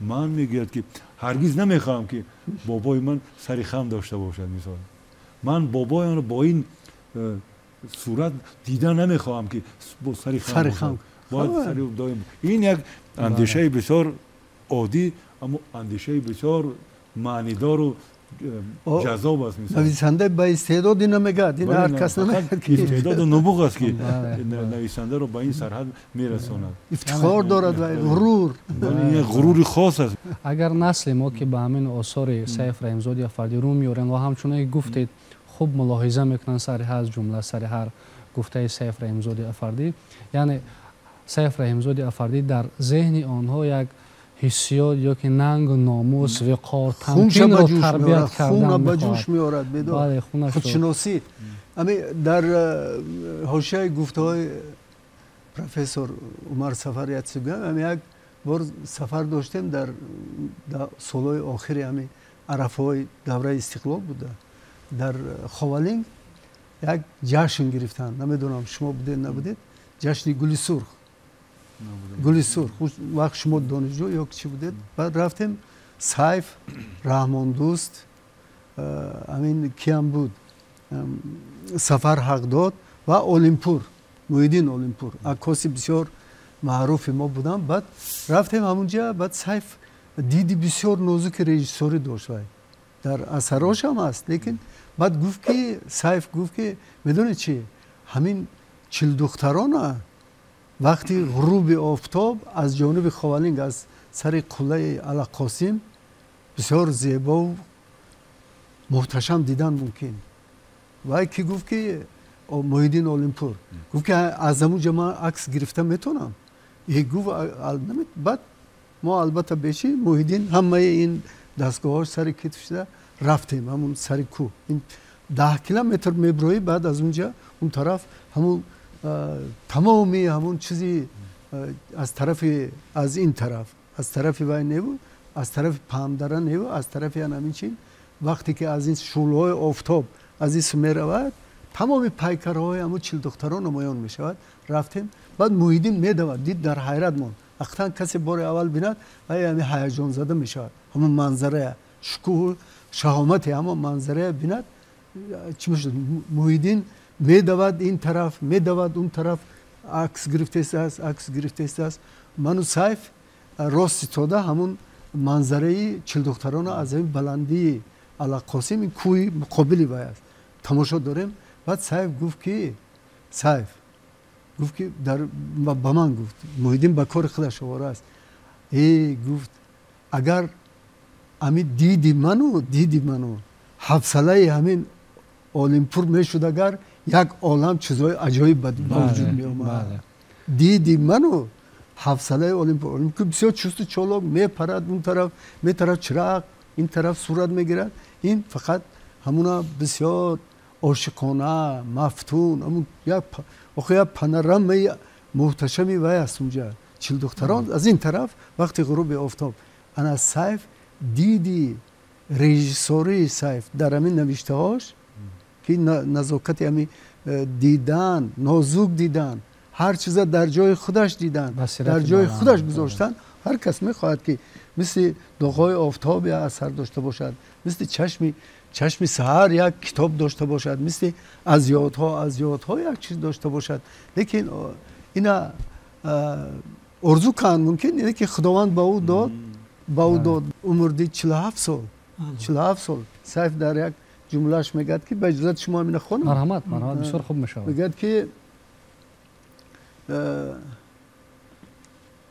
ин барои мардумони имрӯз мегӯяд барои мардумони имрӯз ин давраи худаша дар назар дорад барои мардумони имрӯз муҳим нест ман кӣ будам барои мардумони имрӯз муҳим нест ман кӣ будам муҳим он аст ки кӣ боқӣ мондам муҳим он аст ки кӣ боқӣ мондам ана ҳамин Сайф маҳбуб аст ки имрӯз роҳбари давлати мо ба осораш таваҷҷӯҳ мекунанд ба шахсияташ таваҷҷӯҳ мекунанд се ҷилдша масалан чоп карданд ва мардуми мо ина Сайф ҳамеша бо мардум аст ҳамин ин нависандае нест ки фарз кунем дар як ҷашнашуна ба ёд биёранд дар як ҳамин дар тамоми агар сол ба ҳисоб гирӣ вақте ки ситораҳои сари танура намоиш метиҳанд ё ин ки он филми сегонаи мустанадша намоиш метиҳанд ё ин ки фарз кунем аз он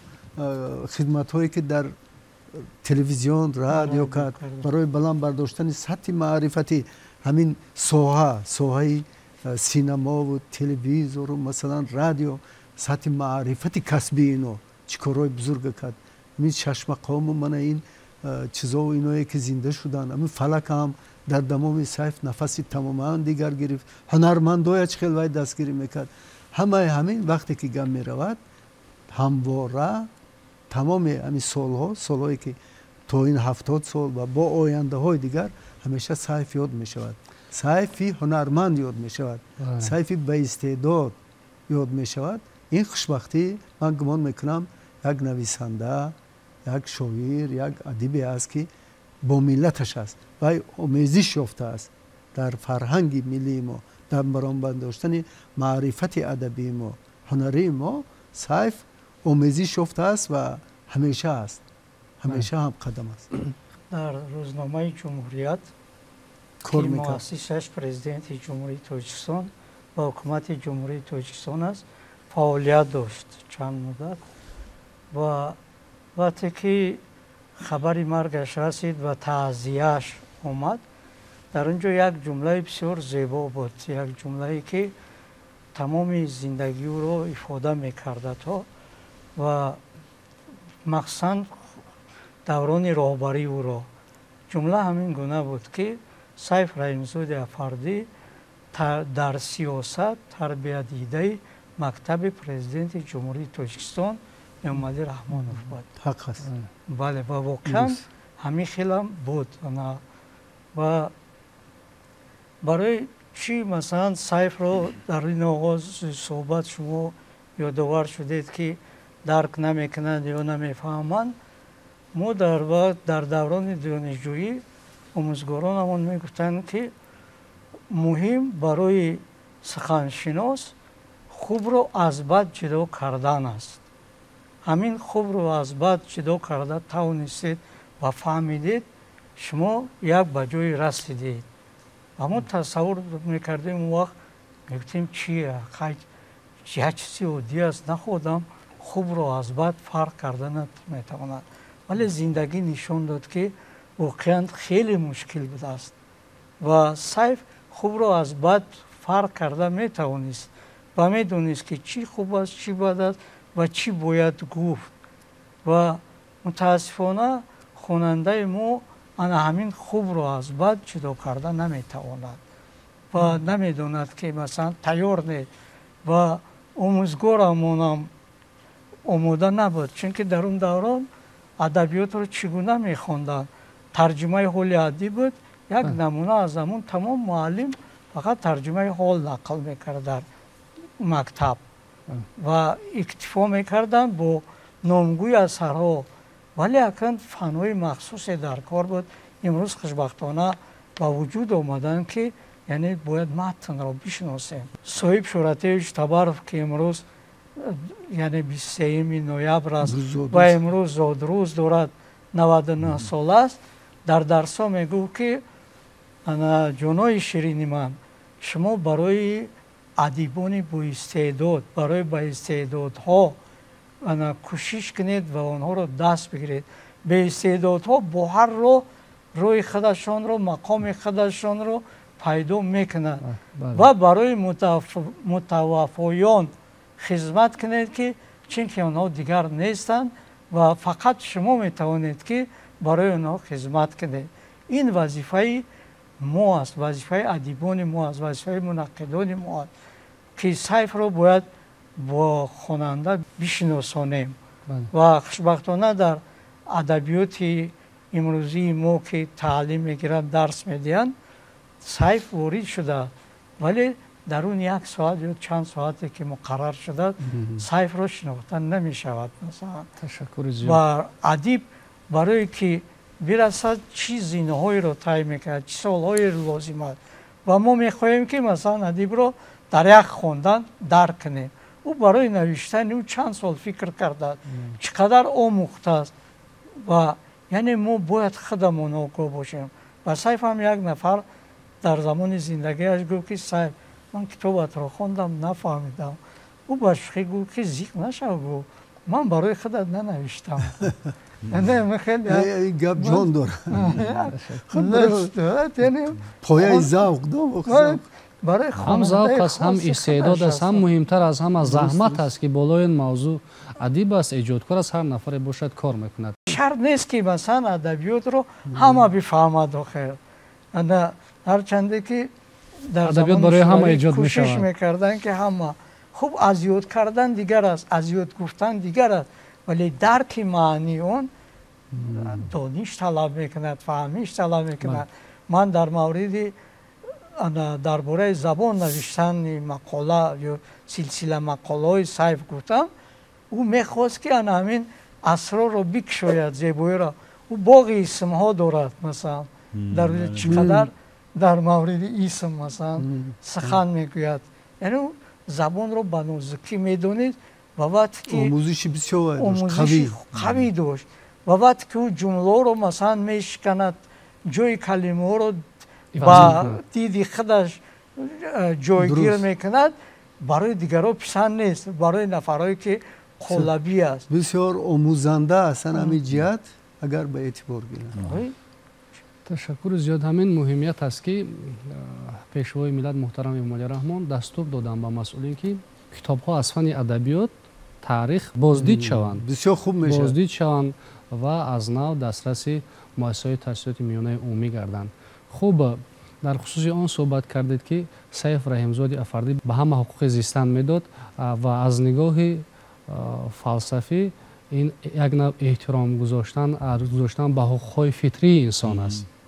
و در خصوص آن که سیف رحیمزاده افردی به انسان خودشناسی را، دانستن گذشته خود را تلقین میکرد، نیاگان ما نیز تاکید کردند این موضوع را و اینکه یکی از ادیبان ما، یکی از شاعران ما، یکی از چهره های همین ادبی ما میگوید که دانی که کی و از کجا آمده ای، از بحر چی و از چرا آمده ای، گر بشناسی به اصل خود باز رسی، ورنه چو بهاییم به چرا آمده ای میگوید.